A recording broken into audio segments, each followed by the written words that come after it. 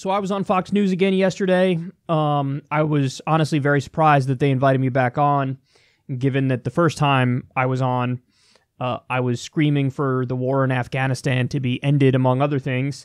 These are not opinions that, they're very open to on Fox News, but nonetheless, they let me in the lion's den, and I unleashed the first time, somehow got invited back on. I have this conspiracy theory that the producers are secretly leftists at Fox News, and in fact, there's some evidence for that conspiracy theory, because, every time they've done a graphic on Alexandria Ocasio-Cortez, like they did on Hannity's show, they put up her policy platform, and all the things look wonderful, because they are, and then Hannity reads it and goes, "Ooh, isn't this scary? Medicare for all, free college, supporting LGBTQ people."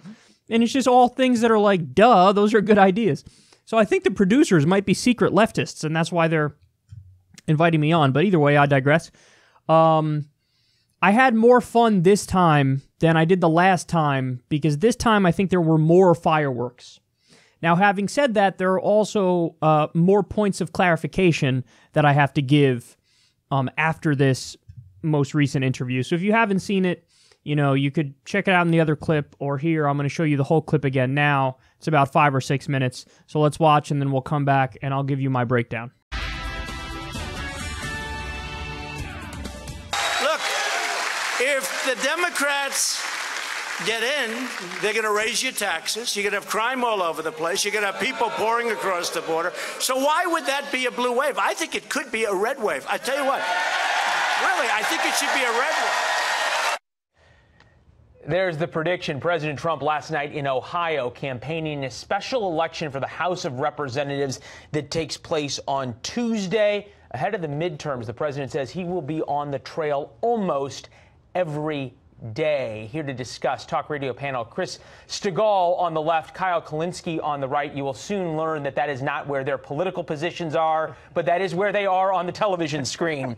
All right, Chris, to you. The president seems to feel as though he's got a winning strategy here in saying that Democrats are too far to the left to be part of the mainstream for traditional crossover voters.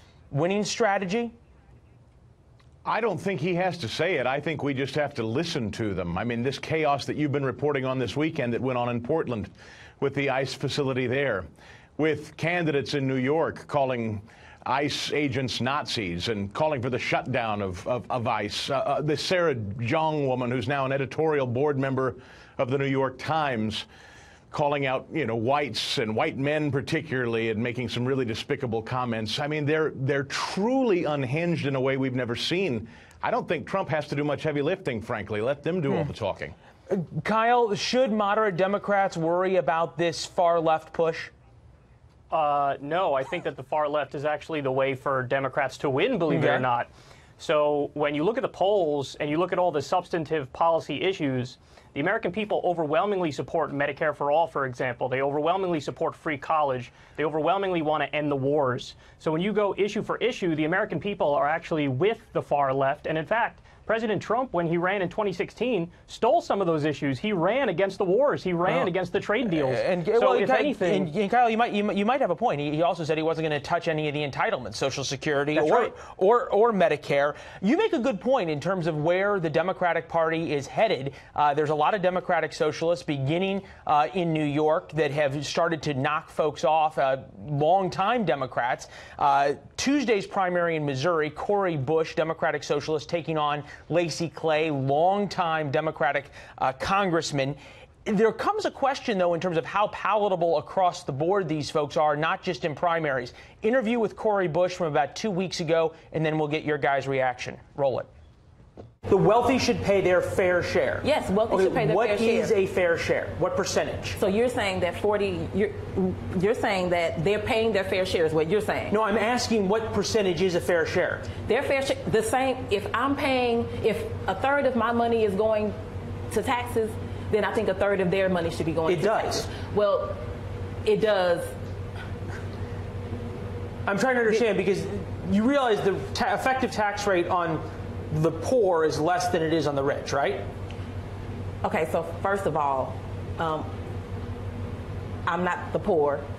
I'm very close to that line, but I'm not the poor. Okay, so the effective tax rate on the middle class is less than it is on the rich, correct?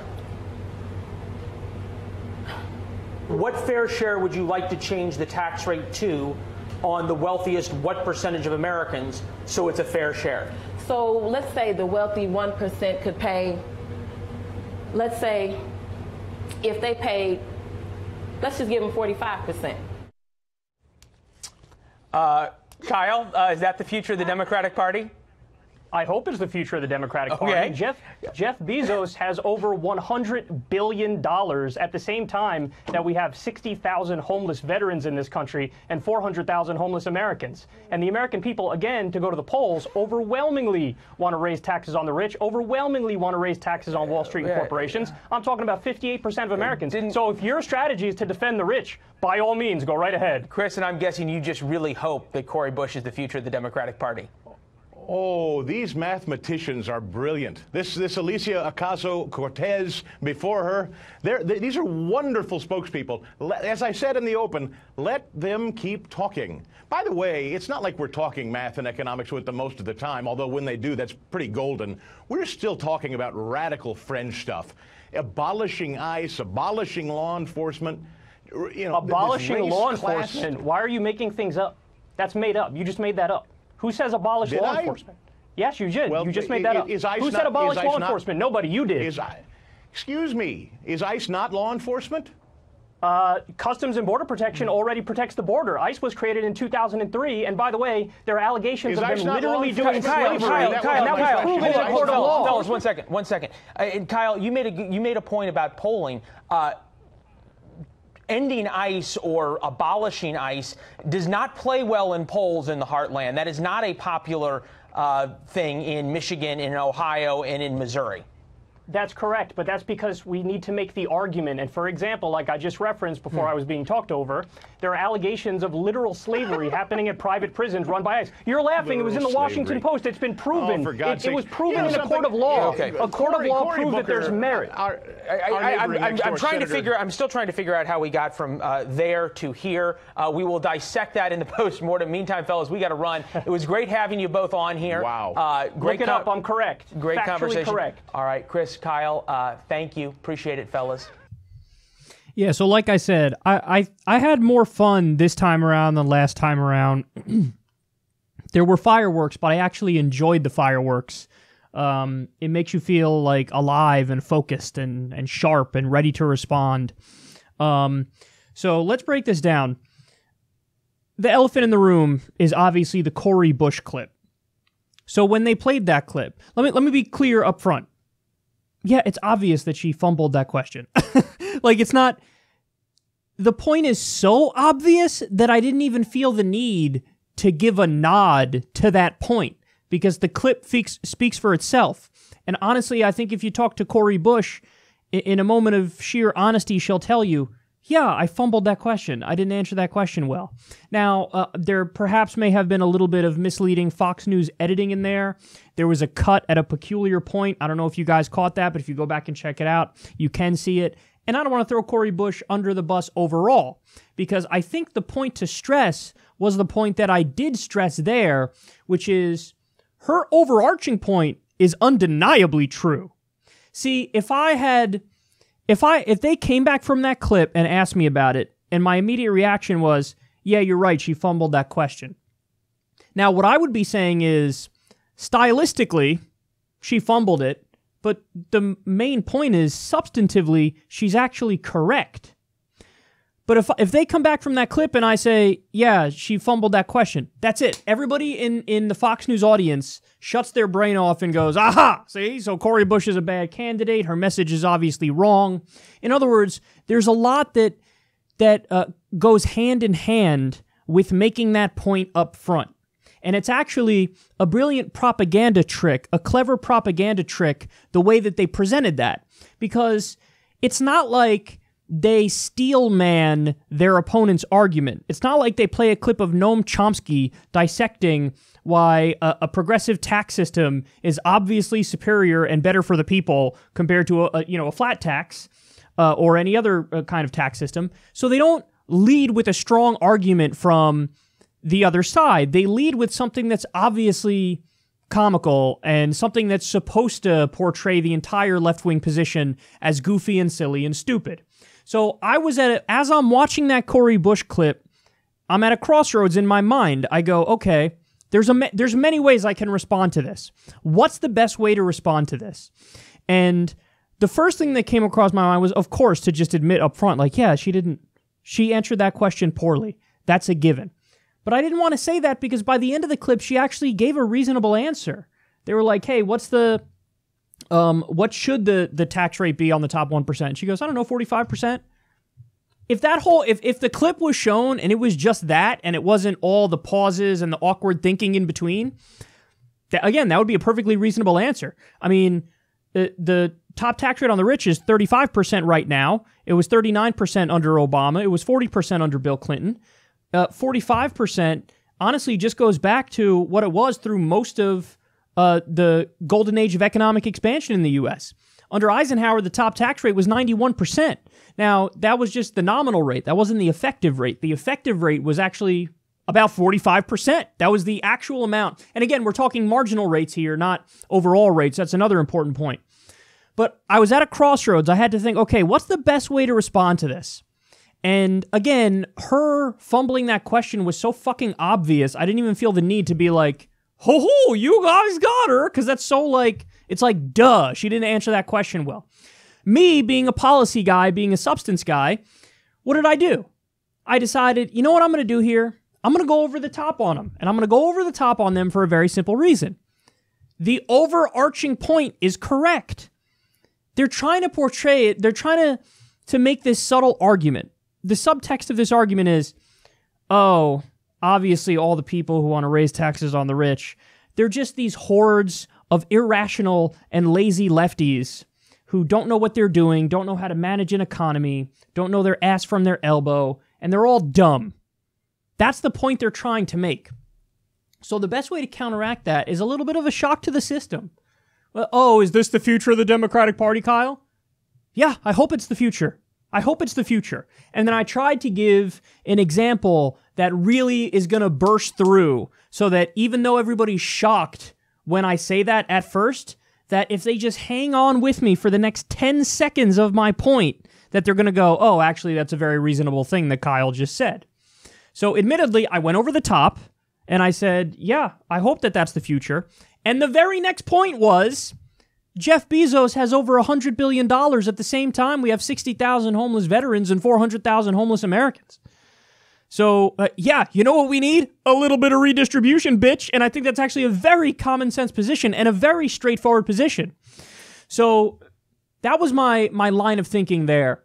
If I had come out and stated the obvious, number one, it's obvious already that she fumbled in that clip. But number two, that's it. After I say that, they already win because of how they framed the argument, how they presented it, how they didn't steel man their opponent's argument. They took the worst example of their opponent's argument and put that forth. So if I were to say, yeah, she answered that question poorly, what people are going to hear, even though it's not what I'm saying, what they're going to hear is the idea of raising taxes on the rich is stupid. That's what they're going to hear. And I was not going to give them that. So I tried to basically go over the top of them, swat that aside and say, listen, yes, she's right on the overall point. Raise taxes on the rich. Oh, and another thing that was bouncing around in my head as I'm watching the Cori Bush clip is Leland, the host who was questioning her in that clip, he's not even correct. But this was a point that unfortunately was too complex for me to make on air because there's no way I would have been able to get all of it out before I got cut off. But I can make the point here, which is the benefit of having my own platform. He said, oh, the rich are already paying more than the poor. And the reality is, sometimes yes, sometimes no, not at all. So for example, many rich people pay the capital gains tax. They're not paying the income tax. And this is what happened. I always use this example because it's a perfect example. This is why Mitt Romney was so hesitant to release his tax returns. Because this motherfucker was making $15 million a year, sitting on his Mormon ass while his money makes money in the market. And he was paying a 15% tax rate because that was the capital gains rate. So Mitt Romney's paying 15% on $15 million made. And then you have a construction worker who makes maybe 80 grand and they're paying like 25%. So working people effectively end up paying more than rich people in many instances. So when he frames it as, well, you do know that the rich pay more than the middle class, right? That's actually very misleading, because what he's saying is the tax rate, because we have a progressive tax system in the U.S., the nominal rate on paper, the income tax rate, is already more for the rich than it is for the middle class or for the poor. What he doesn't tell you is a lot of the rich are only paying the capital gains tax. They're not paying the income tax, so they are paying less in taxes as a percentage. So that's incredibly misleading. Also, they have armies of attorneys to try to find ways to get loopholes where even if they're paying the income tax, they find so many ways to deduct so much money that they end up paying less. Their tax rate is less. This is why Warren Buffett years ago issued a challenge, and he said, any CEO that pays a higher tax rate, higher percentage tax rate than their secretaries, I'll give you, it was either $1 million or $100,000, I think it was $1 million of my own money. And none of the CEOs were able to collect because none of them did. All of them paid a lower percentage than their secretaries did, and their secretaries were making like 80 grand, and they were making millions. So that's misleading. Now, again, listen, I'm not making excuses for Cori Bush, because the reality is she did answer that question poorly. She did fumble around, but I do think that she's right on the overall point. It's just she didn't back it up properly, and she didn't have the answers ready to go. Now, me, on the other hand, I wanted to give all of this context and say all of this stuff about how misleading that is, but you can't squeeze that in a Fox News clip. The segment's 6 minutes long. I'm supposed to talk at best for 2 minutes and 30 seconds. You can only get so much out. So what did I do? I decided, okay, let me burst everybody's bubble and go over the top here and say, yeah, Jeff Bezos has over $100 billion. We have 60,000 homeless vets, 400,000 homeless Americans. We could use a little redistribution. I should have also mentioned that half of workers in America make $30,000 a year or less. And you're concerned about playing the old pity the oppressed rich game, which is stupid and wrong. But see, that's the thing. The way they presented it was actually, it was clever, and it was brilliant, and it was genius. Now, of course, it's massively misleading, but that's what made it so clever and so genius, is that they're going to play the worst example of somebody arguing for, hey, maybe we should raise taxes on the rich, and then they want me to respond, and they put me in a position where no matter what I say, if I agree with what's being said there, I end up looking silly, because then the reaction from the Fox News viewer is going to be, look at this dumb liberal. He won't even admit that she didn't look good answering that question. When the reality is, no, that's not what I'm saying. I figured that was so fucking obvious I didn't even need to bring it up, number one. And number two, since she's right on the overarching point, I'm going to buttress that overarching point. Okay, so that's the first thing. Then let's go to the portion that I think people are giving me most credit for, which is when he tries to slyly get away with, and I'm talking about the radio host now, not the TV host Leland, but he tries to get away with saying, "Oh, these Democrats are crazy." By the way, I like his fake announcer voice; it's so silly. These Democrats are, they're all you need to do is let them speak. Okay, let us speak. We'll fucking beat you. That's what you really want. He goes, oh, they want to abolish ICE, abolish law enforcement. Now, I called him out. I said, you just made that up. Nobody said that. You said that. Nobody said that. Nobody argued abolish law enforcement. And then what does he do? Classic moving of the goalposts. He's like, oh yeah, what's ICE? Hey, dipshit, you said they want to abolish ICE, abolish law enforcement. So you already said abolish ICE. Now, I didn't object to the abolish ICE part because that's true. What I did object to is the abolish law enforcement part, because that implies it's beyond just ICE, and it's not beyond just ICE. So it's these little things that they'll get away with when they're in their own bubble, because the people who they're talking to already mostly agree with them. So they play loose enough with the facts where the people listening go, true enough. It's true enough that the left wants to abolish law enforcement. That's not true. That's not true. So that's why I called him out. I said, you made that up. For the record, he did make that up. He didn't make up the abolish ICE part, which is why I didn't object to the abolish ICE part. I objected to the framing of they want to abolish law enforcement. Okay? Now, and here's the point that I think was the best point that was made by either of the other two. When the host Leland says, well, hold on now. You just made a point about polling and about how all these left-wing ideas poll, over 50%, overwhelming majority of Americans. Well, here, now you're defending a policy that doesn't poll over 50%. In fact, it's like 70% or 80%, depending on which poll you look at, of Americans that don't want to abolish ICE.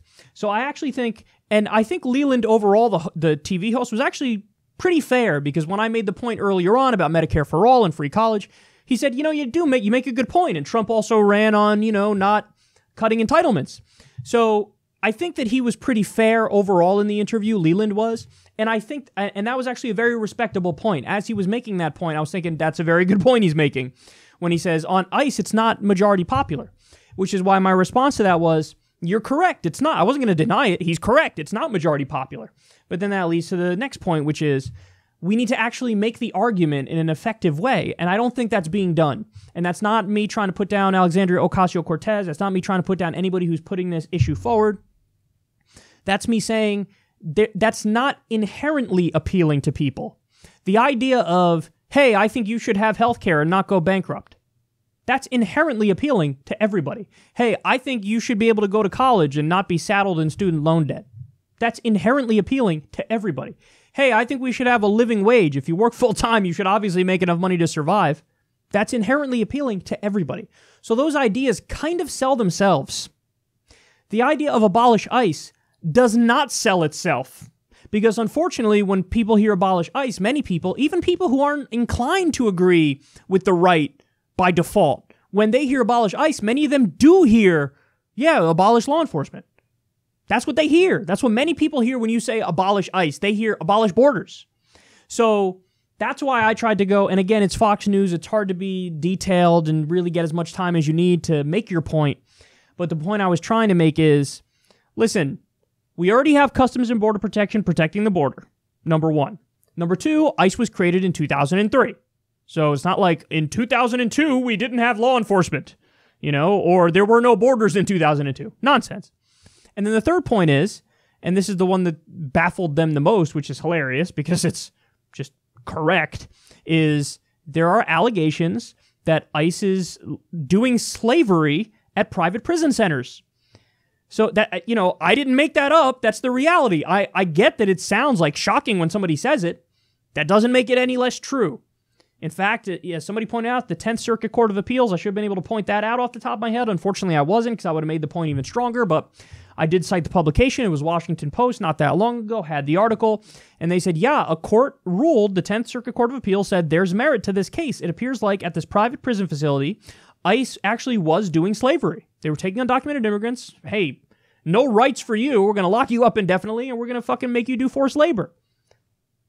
So when people talk about abolish ICE, I know that this is what's going on in their mind and that they're educated on the issue, and so they want to put this issue out there. But the thing that saddens me is they're not doing an effective job selling this idea. And also, let me be clear, I agree 100% on the policy idea of getting rid of ICE, but I also wouldn't lead with it. When you run a campaign, you have to pick certain ideas to really be the centerpiece of your campaign. I think, since I'm populist left, I think you put your biggest, strongest, most important issues. So, and this doesn't mean I don't agree on abolish ICE. I do agree with abolish ICE. But I think Medicare for all, ending the wars, getting money out of politics, free college, I do think that these should be put front and center in a way that abolish ICE shouldn't be. And I do think that some people are going to learn the lesson the hard way if they do put front and center abolish ICE over Medicare for all, free college, living wage, and the wars and the corruption. So I think that we need strong leadership on the left where we're clear about what we're putting forward, we're clear about what defines us, and we're clear about our message. And again, it's not that I don't agree with the policy abolish ICE. I do agree with the policy. I just wouldn't put it front and center because it requires more than just the slogan. When you talk about Medicare for all, it actually doesn't require more than just the slogan to convince people. Obviously, when you really want to have a detailed discussion, you should know the ins and outs and, the general idea behind it and things of that nature. But that the slogan enough can get people, even people on the right, to go, yeah, I kind of agree with you on that. Abolish ICE, it doesn't have that same inherent punch to it. And, I didn't want to kind of be sidetracked defending that when I wouldn't put that policy front and center in the first place. But hey, I had to deal with the hand I was dealt. And the hand I was dealt was, and again, it was a fair point, I think, from Leland when he says, hey, you were just talking about polls. This doesn't poll well. You're right. It doesn't poll well. That's why we have to make the argument, and it better be a strong argument.